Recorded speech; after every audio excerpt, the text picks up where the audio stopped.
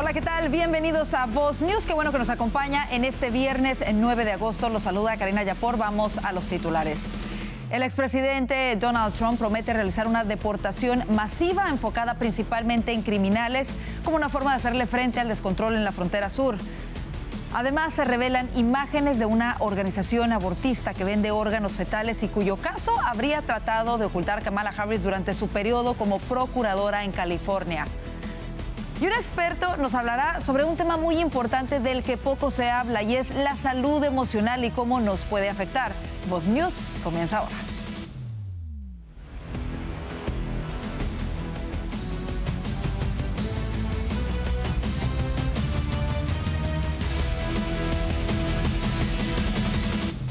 El expresidente Donald Trump reiteró ayer que de ganar la presidencia iniciaría la deportación masiva más grande en la historia de nuestro país. En su rueda de prensa realizada en su residencia de Mar-a-Lago, dijo que esta decisión es necesaria porque no tenemos otra opción. No es sostenible con la actual política migratoria de la administración Biden, señaló. Escuchemos. We are going to start the largest mass deportation in the history of our country because we have no choice. It's not sustainable. And we are going to start with violent criminals, and we're going to start then with criminals. And our local police is going to work with us because they know everything about the people. They know their names. They know everything about them. They know their middle name. They know their numbers. Trump criticó duramente al gobierno de Biden y denunció que están tratando de inscribir a estas personas para votar y que esto tiene que parar. No pueden dejar que los inmigrantes ilegales voten en las próximas elecciones, dijo en la rueda de prensa. Bueno, y precisamente la crisis fronteriza sigue siendo el punto de enfoque de promesas de ambos candidatos a la presidencia. Ahora Kamala Harris promete arreglar un sistema de inmigración roto, pero la pregunta que se hacen muchos es ¿por qué no lo ha hecho hasta ahora? Hacemos contacto con Sergio de la Peña, coronel retirado del Ejército de los Estados Unidos y ex subsecretario adjunto de Defensa del Hemisferio Occidental bajo la administración Trump. Sergio, bienvenido de nueva cuenta, un gusto tenerte en Voz News. Y comenzamos con esta misma pregunta. ¿Por qué Harris hace esta promesa de arreglar la crisis fronteriza si durante su vicepresidencia no lo ha hecho y ella era la encargada de la frontera? Esa es la pregunta que todos tenemos que recibir una buena respuesta. La realidad es que ella no tiene la mínima idea porque ella no tuvo que ver nada con cambiar la postura. La situación en la frontera es una situación muy grave. Sabemos, por ejemplo, que han entrado solamente en la administración del presidente Biden 375 individuos que están en la lista de terroristas. Y de esos 375, 99 los soltaron aquí en los Estados Unidos. Tomando en cuenta que tenemos todos estos terroristas y luego además de todo esto tenemos casi 2 millones de cutaways o desconocidos. Así que no sabemos quiénes son esas personas. Si solamente menos de un porcentaje de ellos están involucrados en algunos actos o posiblemente enlaces con terrorismo, tenemos una situación sumamente grave en los Estados Unidos. Sabemos que esa gente ya está aquí, sabemos que ya están aquí, posiblemente están planificando, como lo ha indicado la FBI, y solamente es en algún momento tener otro atentado terrorista en los Estados Unidos. Cuando vemos lo que está pasando en Europa, por ejemplo, con el concierto de Taylor Swift en Viena, Austria, donde arrestaron a 3 individuos que estaban buscando blancos blanditos, por decirlo así, eso también existe una gran posibilidad que pueda suceder en los Estados Unidos. Y es algo que definitivamente nos preocupa a todos. Yo por eso quisiera preguntarte, ¿cuáles son las principales diferencias que ves en cuanto al manejo de la seguridad fronteriza y de la seguridad nacional de la administración Trump en comparación con lo que han hecho Biden y Harris en esta administración?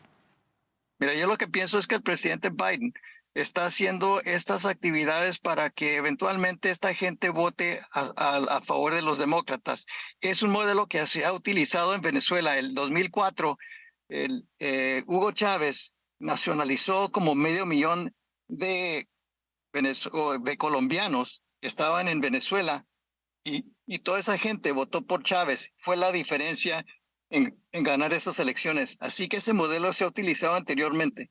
Cuando uno empieza a saturar un país con inmigrantes ilegales, que reciben los servicios que cualquier ciudadano norteamericano o cualquier residente norteamericano, estamos en una situación sumamente grave. Por eso tiene que parar. Bajo la administración del presidente Trump, los números estaban sumamente menores. Hoy hemos tenido una exageración de la gente que ha entrado y la diferencia es que si uno escucha la postura que tiene actualmente la vicepresidente, ella dice que va a permitir ciertos miles de gente que sigan entrando. Esa es la gran diferencia en la postura. El presidente Trump ha dicho que va a deportar una gran cantidad de la gente que ha entrado. Así es, y él señala que va a empezar obviamente por los criminales, como sabemos también ya organizaciones muy peligrosas como Tren de Aragua, procedente de Venezuela, se han establecido aquí en los Estados Unidos y han estado cometiendo delitos que nos afectan a todos, también a los hispanos. Sergio, una de las retóricas de los demócratas en contra del expresidente Trump es que lo llaman racista, antimigrante, que no quiere a los migrantes. Tú eres mexicano, eres nacido en Chihuahua, tuviste una posición muy importante bajo la administración Trump. ¿Qué me puedes decir de estos argumentos? Mira, yo soy el hijo de un ejidatario y una persona que piscó algodón 5 distintas temporadas de cosecha. Yo empecé con 0 y he llegado por lo menos a tener la oportunidad de correr para ser candidato a la gobernatura de la Mancomunidad de Virginia. Eso lo hice bajo un sistema legal. Nosotros duramos 1 año para que mi papá como bracero eventualmente pudiera obtener su permanencia, su residencia permanente en los Estados Unidos y eventualmente su ciudadanismo. Lo mismo con el resto de mi familia.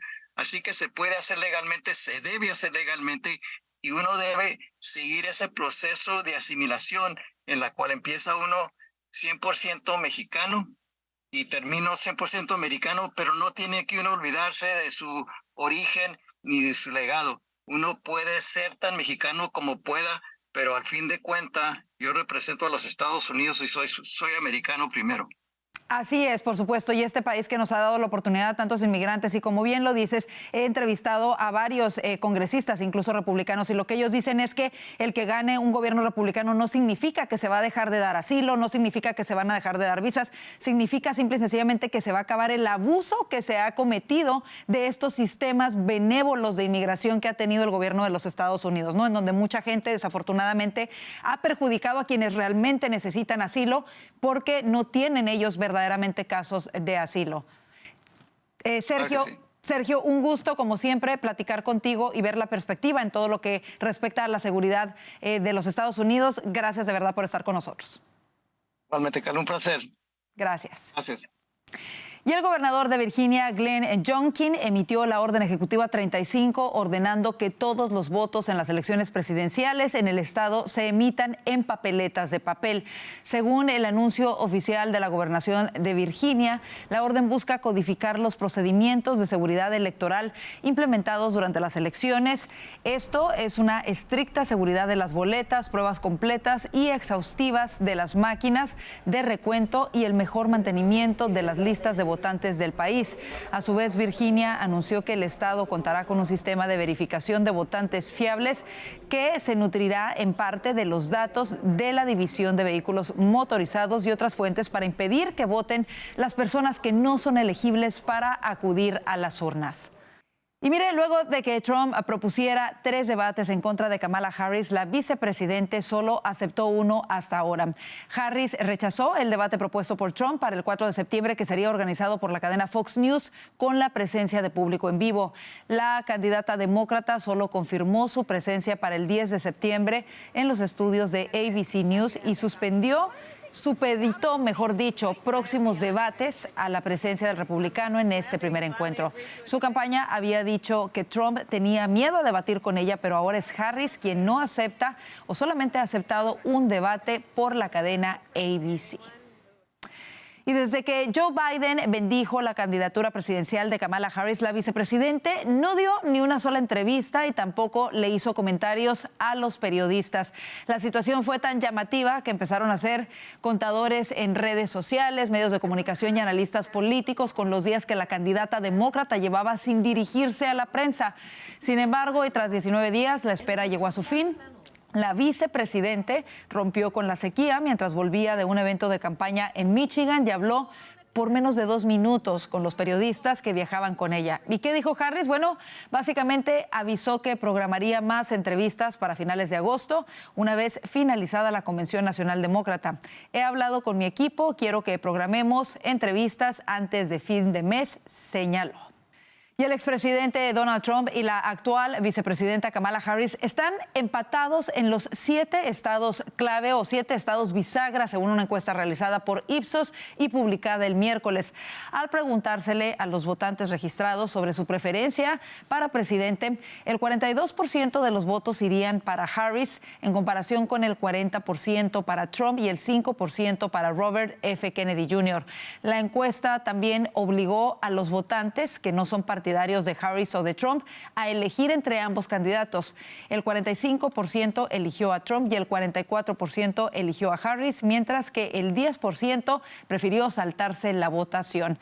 Aquí lo tiene en pantalla. Los estados claves son Michigan, Pensilvania, Wisconsin, Georgia, Carolina del Norte, Arizona y Nevada.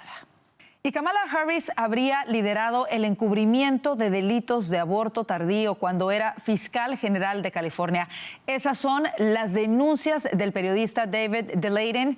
Vamos con mi compañera Vanessa Vallejo, quien nos cuenta sobre estas fuertes acusaciones y un video que hoy sale a la luz pública. Vanessa.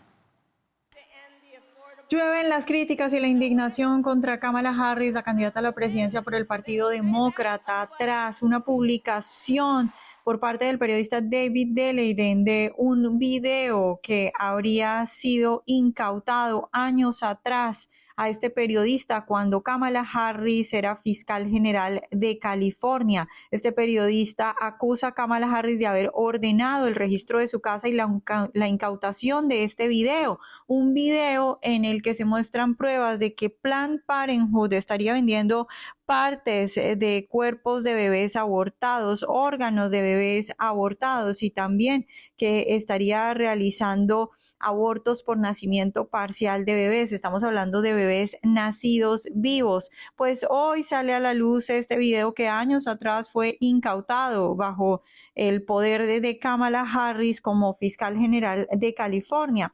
En uno de los clips publicados por el periodista, uno de los clips de este video, se ve cómo se le ofrece a una empleada de alto nivel de Planned Parenthood pagarle entre $1,000 y $1,500 por un riñón de un bebé abortado, a lo que esta empleada responde: la gente que tiene que aprobar esto, es decir, la venta del órgano del bebé abortado, va a estar muy feliz con este incentivo financiero, así es como llama al pago por ese riñón.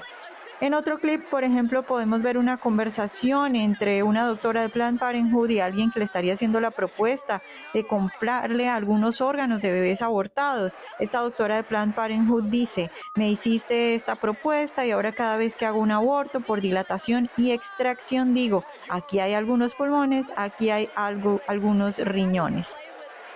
Escandaloso video que causa indignación en estos momentos en redes sociales, no solo por las pruebas de los delitos que estaría cometiendo Planned Parenthood y estas prácticas horrorosas y que causan la indignación de los americanos, pero también por el involucramiento de Kamala Harris en el posible encubrimiento de este tipo de pruebas. De hecho, el periodista David Daleiden ha dicho en su Twitter: está claro que Kamala Harris encabezó un encubrimiento de los delitos de aborto tardío como fiscal general de California.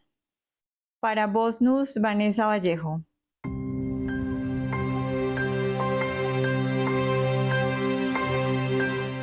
¿Qué tal, amigos? Samuel Rodríguez. La selección de Kamala Harris, de Tim Walz, para que sea ¿qué? La persona que va a colaborar, su vicepresidente de esta campaña presidencial del 2024, representa una determinación muy interesante. Ella tuvo la alternativa de tomar una postura muy moderada, irse un poco al centro, pero no lo hizo. Con Josh Shapiro, el gobernador de Pensilvania, ella fácilmente tenía el resultado de tener el estado de Pensilvania en el 5 de noviembre, pero no, escogió una persona más progresiva. Estoy hablando de un gobernador que literalmente le dio el permiso a quemar una ciudad entera durante lo que el 2020, después de la muerte de George Floyd. Ese es el gobernador que supervisó por 5 días, no hicieron nada, destruyendo propiedades. Fallecieron gente, se quemaron vecindarios enteros y este hombre no hizo absolutamente nada. Y dijo, ahí está, el desguste de una comunidad se está manifestando y tenemos que tolerar y hacer espacio por esto. ¿Por qué? Por crimen, violencia, destrucción. El mismo hombre que declaró que si le llaman un socialista no le molesta, porque el compartir los bienes de una familia con otra familia es nada y menos que compañerismo. Pregúntale eso a Venezuela, por favor.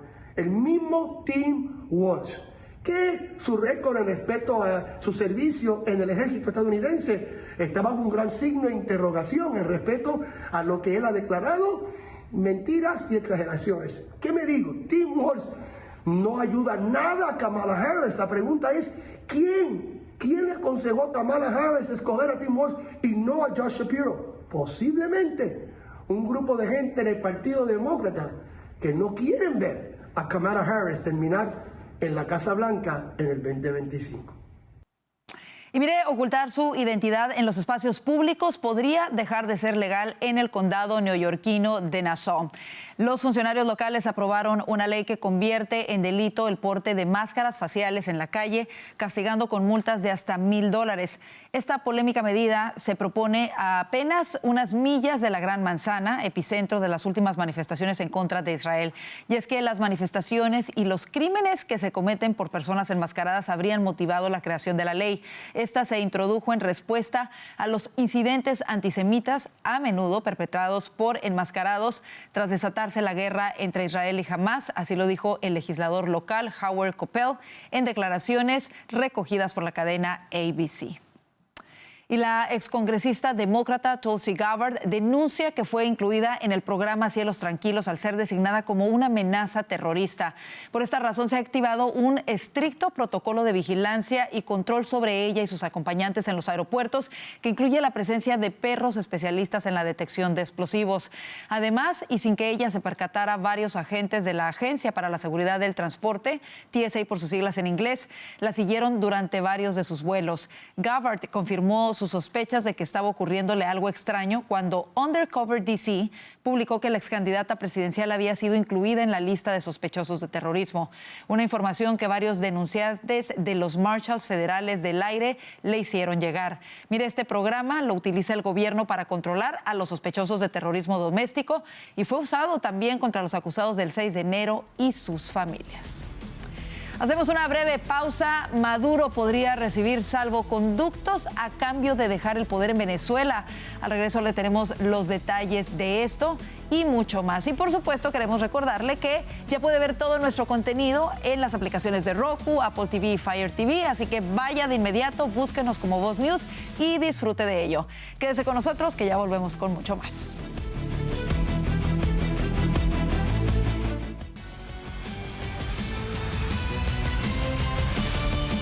Las normativas federales impuestas por la administración Biden le cuestan cada vez más a las familias en los Estados Unidos. Verónica Silveri nos cuenta más de un reciente estudio que revela datos inquietantes sobre estas medidas gubernamentales que afectan su bolsillo. Veamos. Hola, ¿qué tal, Karina? Hoy les comentamos que las normativas impuestas por la administración Biden están obligando a las familias a que paguen más de $15,000 al año. Una cantidad superior a la que muchos destinan en productos de primera necesidad como alimentos o ropa. Esto implica que el costo total asciende a los $2,1 billones.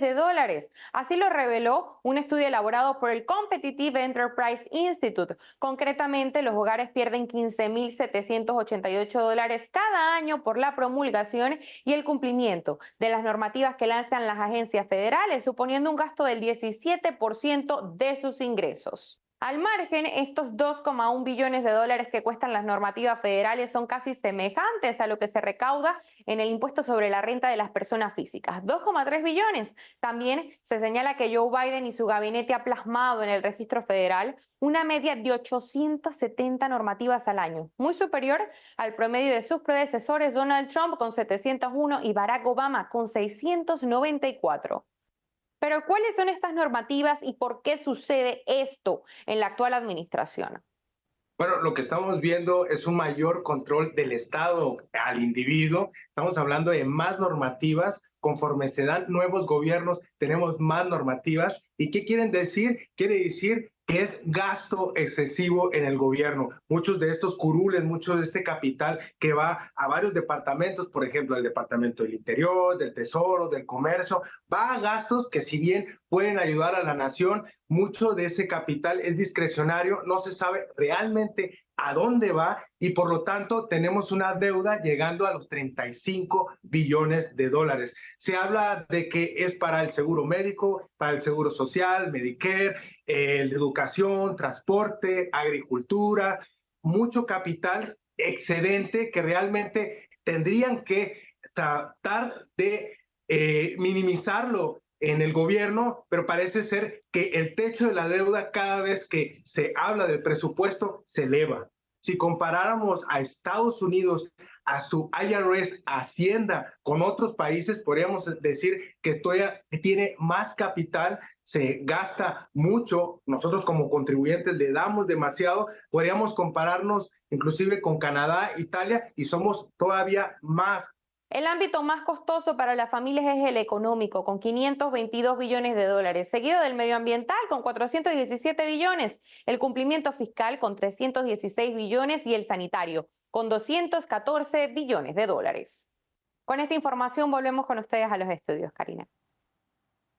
Gracias, Verónica, por ese reporte. Vamos a otras cosas. Un juez federal de Boston, Massachusetts, desestimó la demanda por $10,000 millones que México presentó contra varios fabricantes de armas estadounidenses en 2021. En el escrito, el gobierno mexicano reclamaba esa suma a 7 fabricantes de armas: Smith & Wesson, Beretta, Colt, Glock Century, Arms Ruger y Barrett, asimismo al vendedor y distribuidor Interstate Arms, al considerarlos responsables en parte de la violencia criminal en su territorio. En concreto, señalaba la demanda, estos fabricantes, situados en Massachusetts, vendían armas a los cárteles de la droga que luego las empleaban en sus crímenes y por ello México les pedía que asumiesen su parte de la culpa.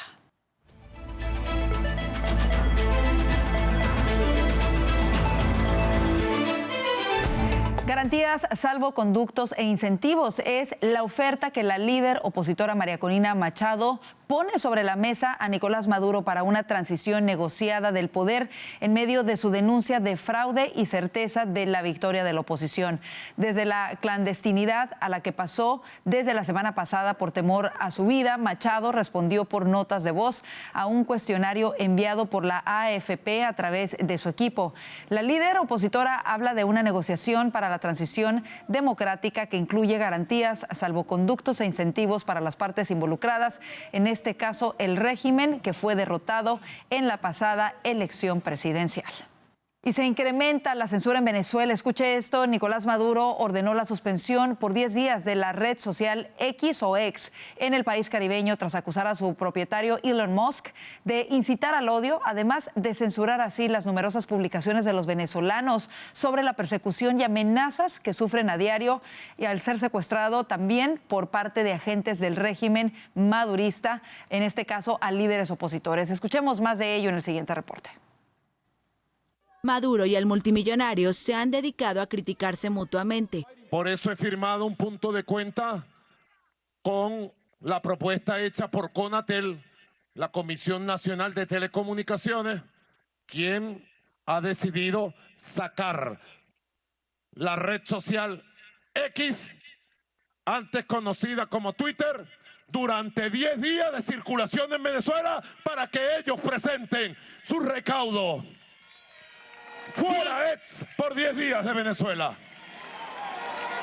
El mandatario asegura que las redes sociales están siendo utilizadas para atacar su reelección y que durante los 10 días se restablecerá la medida administrativa definitiva para el funcionamiento de esta red social en el país. Maduro afirmó que tiene que derrotar lo que llama un golpe de Estado cibernético. Insistió en referencia a los supuestos ataques que sufre desde las redes sociales. Maduro y su gobierno son asiduos usuarios de X y anuncian a través de esta red social desde lo más cotidiano hasta cambios en el gabinete y reacciones internacionales.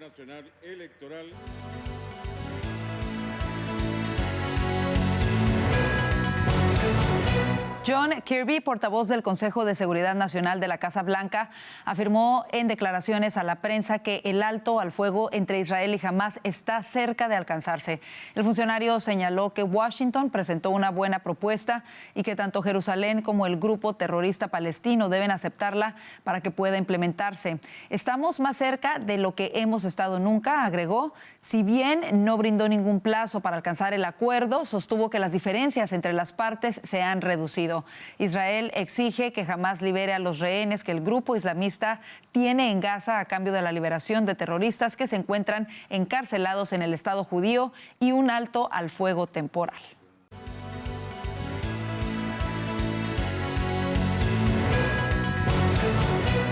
Bueno, y un tema muy importante del que poco se habla es la salud emocional y cómo nos puede afectar. La furia, la alegría, la tristeza o el miedo son emociones que expresamos tanto mental como físicamente en momentos concretos.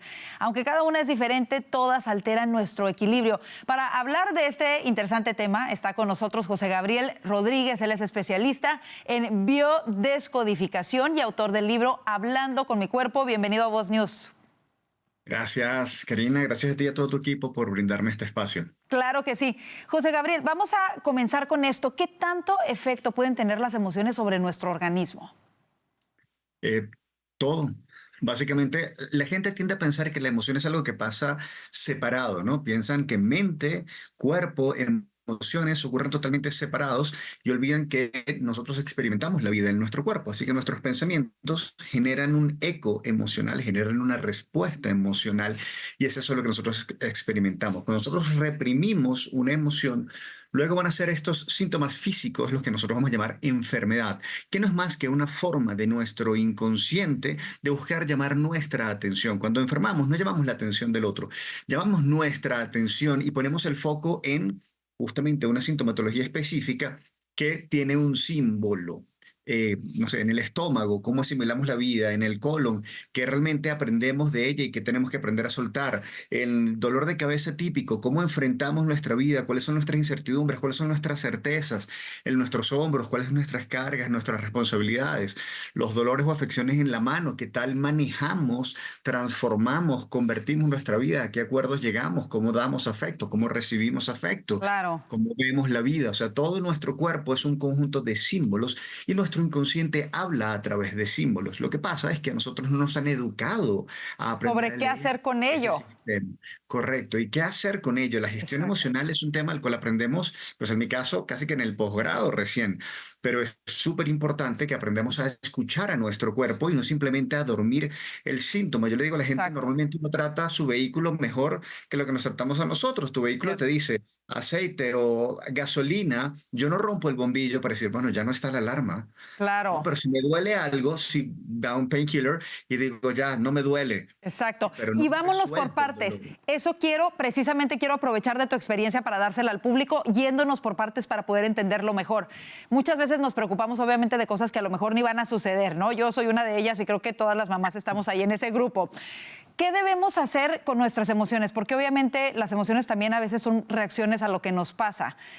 Si nos enojamos y todo esto que es natural, ¿qué es mejor? ¿Sacarlo, aguantártelo? Y si es sacarlo, ¿cómo sacarlo o qué técnicas usar para sacarlo y procesarlo de una manera que no afecte nuestro cuerpo? Es que ahí acabas de decir algo muy importante, es el cómo hacerlo. Ninguna emoción es buena o mala por naturaleza. Hay gente que te dice, el miedo no existe, el miedo está en tu mente. No, perdón, el miedo es una emoción natural que te dice, hay una amenaza, necesitas poner distancia. Y por eso se activa, ¿no? Nuestro sistema de huida, piernas que agarra caderas, glúteos y las piernas porque tenemos que huir, ¿no? Claro.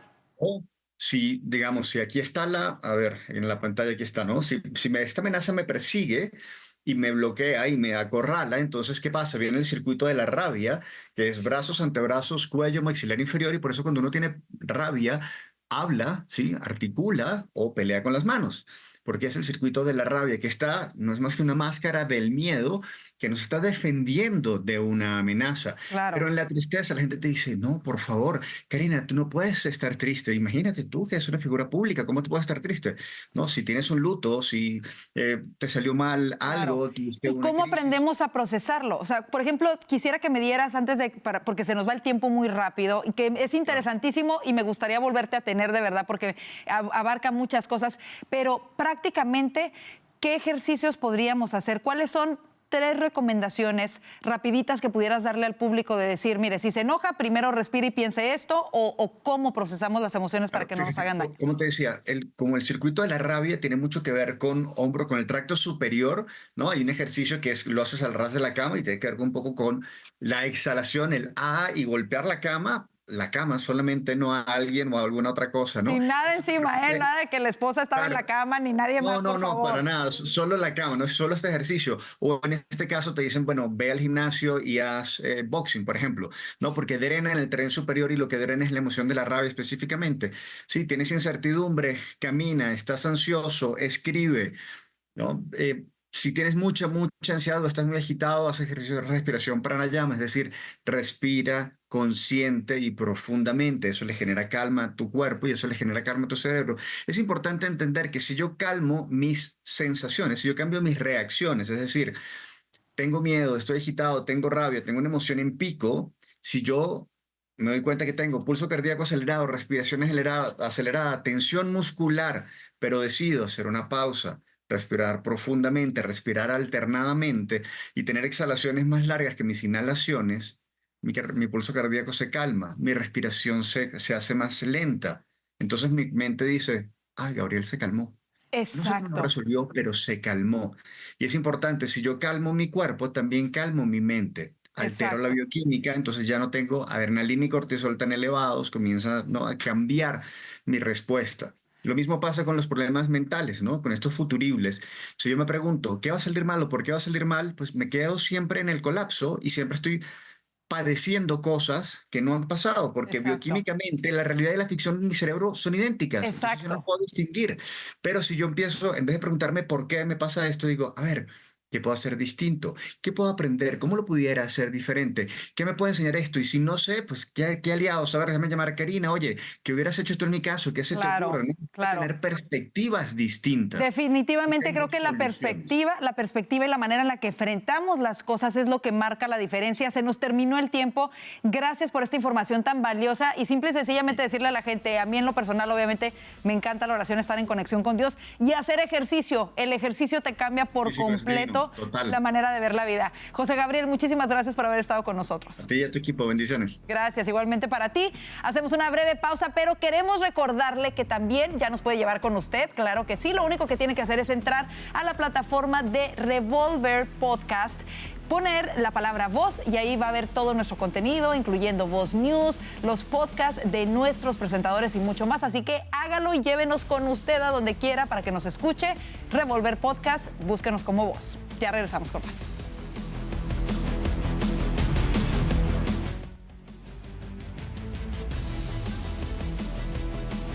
Como se lo informamos al inicio, el expresidente Trump promete una deportación masiva comenzando con los delincuentes más violentos.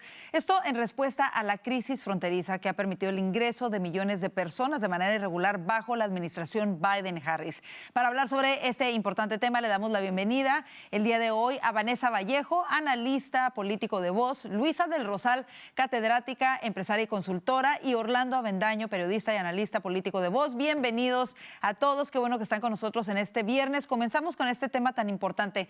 Trump vuelve a mencionar que promete esta deportación masiva y que va a enfocarse en sacar a los criminales más violentos del país. La pregunta es cómo podría llevarlo a cabo, especialmente para encontrar a quienes no fueron procesados al ingresar por la frontera de manera irregular. Y comienzo contigo, Vanessa. ¿Cómo lo ves? Pues es una situación muy difícil porque no solo los que sabemos que han entrado y que, por ejemplo, están en la lista de terroristas, sino los que no sabemos, que definitivamente son los más preocupantes. Pero creo que el presidente Trump tiene toda la voluntad, creo que demostró durante sus 4 años de gobierno que podía entregar la frontera, tal vez de las fronteras más seguras que ha visto este país. y no me queda duda de que va a hacer lo posible para lograr sacar a los criminales y para lograr también lo más importante creo que es poner orden y seguridad en la frontera. Ahora, creo que es importante también que el presidente hable directamente del engaño que están haciendo los demócratas, porque los demócratas simplemente presentan la frontera como si fuera un caso solo de familias y de mujeres y de niños, y no, también es un caso de seguridad nacional. Y creo que tiene que una y otra vez insistir en eso el presidente. Orlando, ¿cómo lo ves tú? De acuerdo, creo que va a ser un reto muy difícil. Probablemente no lo logre al 100% como lo ha planteado, pero lo importante es la voluntad.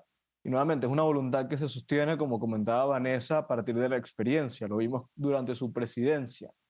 No solamente dejó una frontera muy segura, dura, robusta, sino que además unos índices de delincuencia muy bajos. Todo eso se ha desatado a propósito del descuido absoluto que ha habido con respecto a la frontera durante esta administración.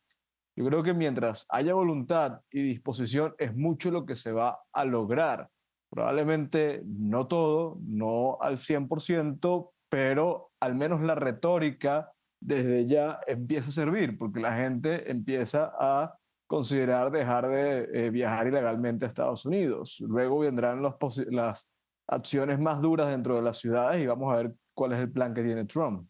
Así es. Ahora, por otra parte, este tema de la frontera lo utilizan los demócratas en contra de Trump para decir que es racista, pero bueno, la realidad es que la inmigración ilegal reciente ha afectado los procesos legales como el asilo, por ejemplo, y hasta las personas indocumentadas de bien que llevan muchísimos años en el país. ¿Habría alguna mejor manera de manejar este tema? ¿Cómo lo ves tú, Luisa? No, claro que sí. Y mira, los demócratas siempre usan ese tema diciendo, híjole, los republicanos o conservadores no les importa la inmigración. Y no es cierto. Realmente lo que los republicanos y los conservadores es queremos reforma migratoria, pero legal. Y eso cuando nosotros hacemos estudios en el Centro Texas México de SMU, de hecho es lo que encontramos. La mayoría de la gente quiere deportación de ilegales, pero más que nada porque no entienden el sistema migratorio. Y cuando uno le pregunta, ¿qué son las políticas que ustedes querrían ver sobre migración legal? Están abiertos a muchísimas cosas. La clave para el votante, para el ciudadano americano y hasta aquellos que están esperando su documentación es legal. Un proceso, entender el proceso y que la gente sea lo que sepamos quiénes son, qué hacen y por qué están aquí. Entonces, para mí, en términos de cambio de política pública, realmente todo está en la mesa para el votante, mientras sea de manera ordenada y legal. Y eso es lo que hablamos de los republicanos, los conservadores, y eso es lo que los demócratas nunca dicen. ¿Cómo lo hacemos de una manera organizada y legal? Eso es lo que la gente quiere, es lo que el votante quiere, y eso es lo que el presidente Trump siempre habla sobre legal y legal. Esa es la diferencia. Así es. Ahora, bajo esta administración hemos visto que ni siquiera hay una cifra concreta de cuánta gente ha entrado de manera irregular. Se manejan cifras desde 10 millones de personas, 12 millones de personas, 2 millones de getaways, como le llama la patrulla fronteriza, a los que ni siquiera han podido registrar, que los han visto ingresar, pero que no los alcanzan y salen sin que se sepa quién está en el país. Se ha dado una cifra récord también de detenciones de personas en la lista de terrorismo, algo que es bastante inquietante. Vimos también que acaban de detener a gente en Viena, ¿no?, que planeaban un atentado terrorista en un concierto de Taylor Swift. Aquí vamos a tener la Copa del Mundo en menos de 2 años. Para cerrar con este tema, Vanessa, ¿qué tan importante es el tema de la frontera? Que hemos visto que ya no ha sido nada más un tema que afecta a las ciudades y estados fronterizos, sino al resto de los Estados Unidos. Yo creo que hemos estado con buena suerte y gracias a Dios no ha pasado, pues digamos, lo que pudiera haber pasado, porque es que hemos visto, ¿cuántas veces no hemos visto al director del FBI diciendo ante el Congreso, ante el Senado, que estamos en un nivel de amenaza que no se había visto en los últimos años en este país, que el mayor nivel de amenaza en las últimas décadas? Hemos visto ya al menos 2 planes o 2 intenciones diferentes de asesinar al presidente Trump desde Irán. Hemos visto el intento de asesinato al presidente Trump por al parecer, niño sin ningún historial que logró pasarse al FBI de la manera más inexplicable posible y que aún no tenemos respuestas. Es decir, lo que vemos constantemente son amenazas y fallas de seguridad y ya eso le sumas una frontera con estos números que son números históricos, pues la verdad es que deberíamos estar agradecidos de que no ha pasado mayor cosa, pero este es un problema que se tiene que solucionar ya o si no, eventualmente es que va a ocurrir algo. Definitivamente es una gran preocupación. Vámonos a este segundo tema, y es que pese a que el expresidente Trump le propone 3 debates a Kamala Harris, ella solamente ha aceptado uno, el que se llevará a cabo el 10 de septiembre a través de ABC. ¿Por qué tiene miedo Kamala a tener más debates o por qué se ha negado? Y me voy contigo, Orlando. Bueno, lo hablamos ayer, ¿no? Al final, creo que fue Vane quien tuvo razón, que dijo que creía que no lo iba a aceptar. Le está huyendo a un espacio en el que no pueda controlar el contexto. No quiere, no está dispuesta a someterse a moderadores que no jueguen a favor del candidato demócrata, en este caso de Kamala Harris. No está dispuesta a enfrentarse a preguntas incómodas, no está dispuesta a un entorno en el que no pueda imponer condiciones como que no haya audiencia o que la audiencia sea conveniente, todo lo que también pidió Biden para poder debatir con Trump. Y yo creo que a Kamala Harris le preocupa lo que le suceda, lo mismo que le sucedió a Joe Biden, porque aunque Kamala Harris sí sabe dónde está parada y probablemente tampoco se le olvide su nombre o quién es, sabemos que no es la mejor persona para debatir y tampoco es la mejor oradora. Por el otro lado, pues Trump es un águila, Trump demuestra una superioridad enorme frente a las cámaras, maneja las cámaras muy bien y creo que es un entorno en el que Kamala Harris no quiere arriesgarse porque no quiere que el Partido Demócrata vuelva a tener esa sensación de que su candidato no es lo suficientemente apto o no está al nivel del candidato del Partido Republicano. Fíjate. No, sí, perdón, sí, termina.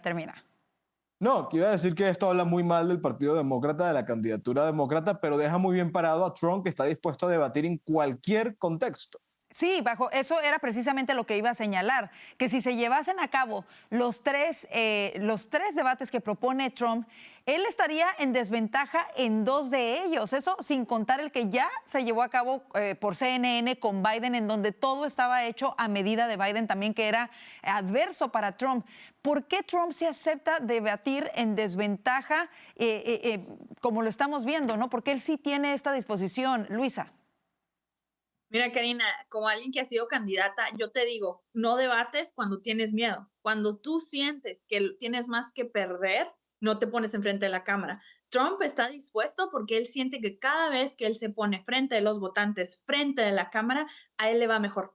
Y él dice, por favor, denme la oportunidad, porque él, como dijo Orlando, él sabe cómo manejar las cámaras, él sabe cómo conectar con un público que lo está viendo y no le tiene miedo a las preguntas.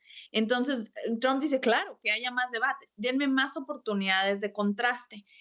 Kamala dice, no quiero oportunidades de contraste, no quiero tener que estar en un momento porque no lo necesita. Ahorita los medios están tan de su lado. Esta mujer se fue de ser una terrible candidata cuando ella fue candidata a la presidencia contra Biden, ahora ser una superestrella por los medios. Entonces dice, ¿para qué me pongo enfrente y tengo que hacer a los medios defender mis terribles posiciones, mi terrible presentación? Entonces ella no quiere. Y precisamente, sí, y precisamente eso era mi última pregunta en este segmento, porque hemos visto que ella no ha dado conferencia de prensa. Finalmente, después de 19 días, ayer al ser cuestionada, Kamala habló menos de 2 minutos con la prensa solamente para decirles que va a programar entrevistas hasta fin de mes.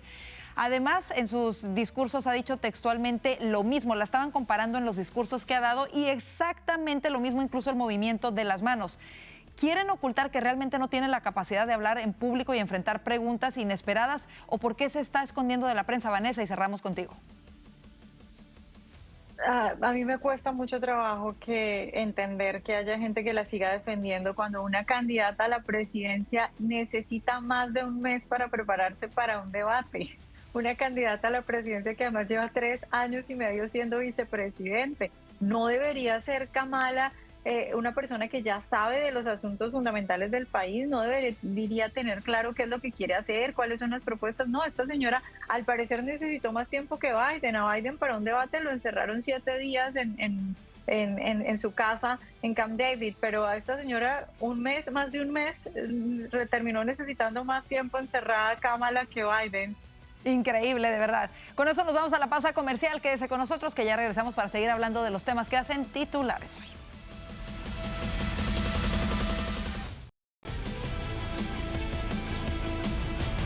Donald Trump y Kamala Harris están empatados aparentemente en los 7 estados clave, esto según una encuesta realizada por Ipsos y publicada el miércoles. Al preguntársele a los votantes registrados sobre su elección para presidente, el 42% de los votos irían para Harris en comparación con un 40% para Trump y el 5% para Robert F. Kennedy Jr.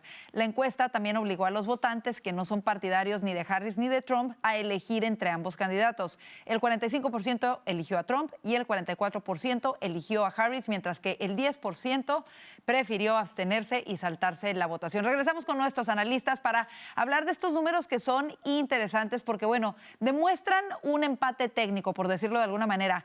¿Qué se necesita para convencer a estos votantes por parte de los republicanos y conservadores? Comienzo contigo, Luisa.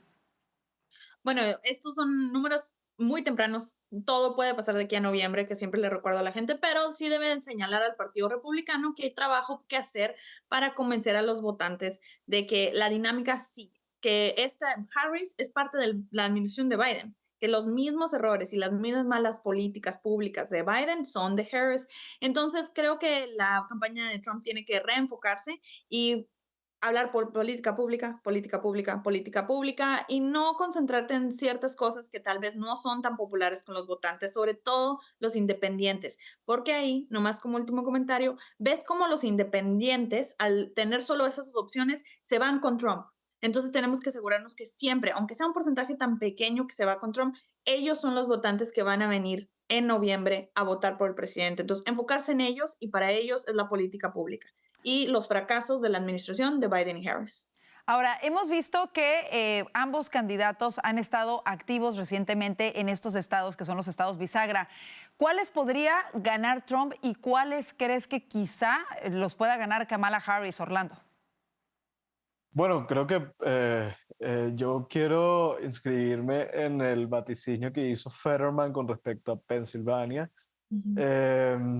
Mira, nuevamente, creo que es muy temprano. Él dice que en este caso cree que Trump va a ganar. Yo creo que es muy temprano para asumir algunos, pero Trump tiene que enfocarse.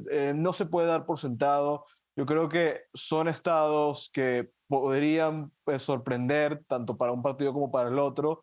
Trump no puede dar por sentado que Kamala Harris es una candidata difícil de vencer.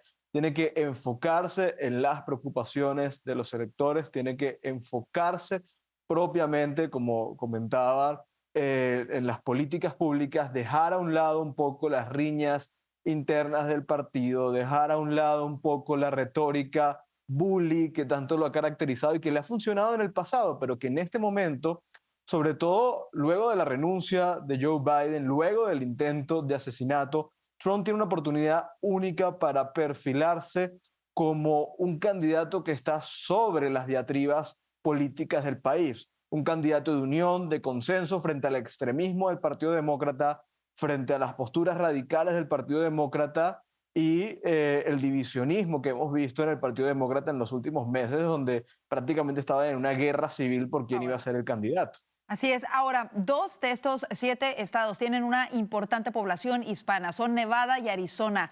¿Qué tienen que hacer los republicanos para ganarse el voto hispano en estos estados, Vanessa?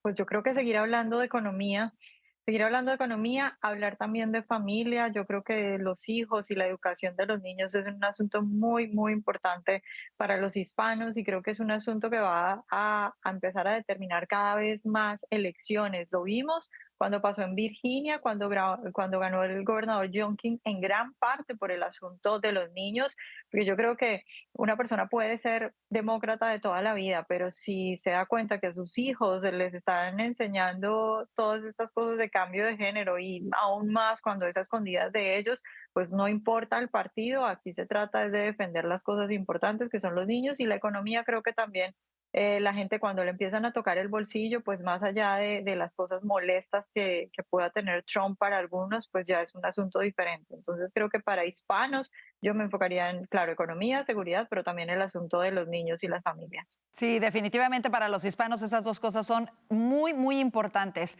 Cerramos este tema y ahora sí vámonos a nuestro siguiente segmento porque es viernes.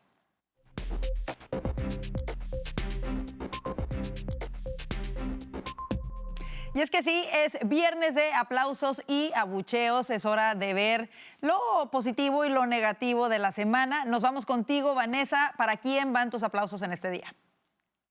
Bueno, mis aplausos van para J.D. Vance porque está haciendo un trabajo increíble.